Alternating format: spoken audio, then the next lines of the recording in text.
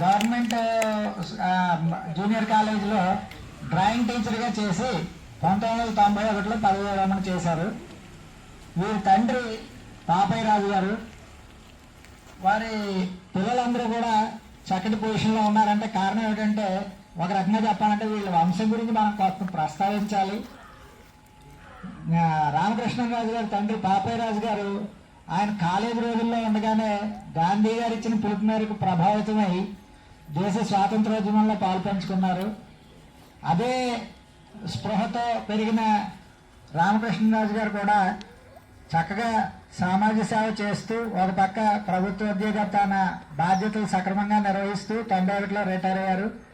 ఇప్పటికి కూడా వారు స్వయం ప్రతిపత్తితో ఉండాలనే ఉద్దేశంతో వారు రాజులకు చెందిన ఒక వృద్ధాశ్రమంలో వేమవరం దగ్గర ఉంటున్నారు.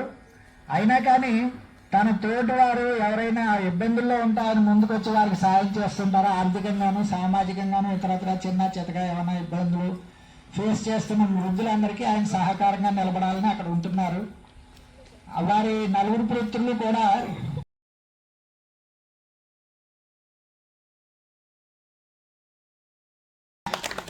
గవర్నమెంట్ జూనియర్ కాలేజీలో డ్రాయింగ్ టీచర్గా చేసి 1991లో పదవి విరమణ చేశారు.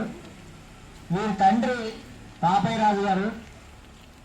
వారి పిల్లలందరూ కూడా చక్కటి పొజిషన్లో ఉన్నారంటే కారణం ఏమిటంటే, ఒక రకంగా చెప్పాలంటే వీళ్ళ వంశం గురించి మనం కొంత ప్రస్తావించాలి. రామకృష్ణరాజు గారి తండ్రి పాపయ్య రాజు గారు ఆయన కాలేజీ రోజుల్లో ఉండగానే గాంధీ గారు ఇచ్చిన పిలుపు మేరకు ప్రభావితమై దేశ స్వాతంత్రోద్యమంలో పాల్పంచుకున్నారు. అదే స్పృహతో పెరిగిన రామకృష్ణరాజు గారు కూడా చక్కగా సామాజిక సేవ చేస్తూ ఒక పక్క ప్రభుత్వ ఉద్యోగ తన బాధ్యతలు సక్రమంగా నిర్వహిస్తూ 91లో రిటైర్ అయ్యారు. ఇప్పటికి కూడా వారు స్వయం ప్రతిపత్తితో ఉండాలనే ఉద్దేశంతో వారు రాజులకు చెందిన ఒక వృద్ధాశ్రమంలో వేమవరం దగ్గర ఉంటున్నారు.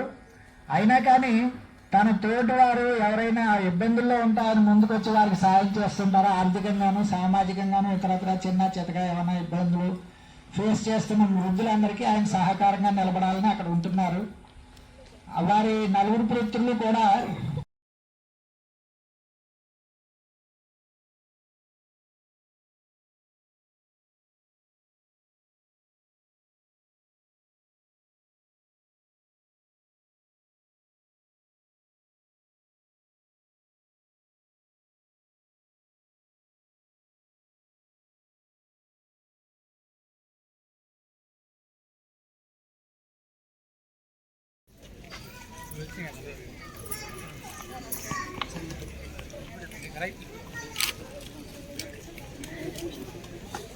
అదిగా రేపండి